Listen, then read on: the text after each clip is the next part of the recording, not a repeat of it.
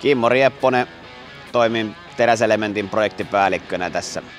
Valittiin J. Helakoski sen takia, että on vain positiivisia kokemuksia aiemmista nostohommista ja perinteinen nostopalveluyritys.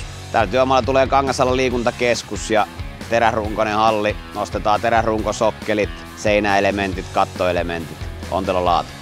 Kalusto on valittu Helakoski työjohdon ja nosturikuskin ja meidän työmaa-asennusporukan ammattitaidolla aina tiettyyn vaiheeseen oikea kone, että raskaampiin nostoihin siellä on 180 tonnista ja 230 tonnista konetta ja kevyempiin sitten ihan 70 ja 90 nosturia.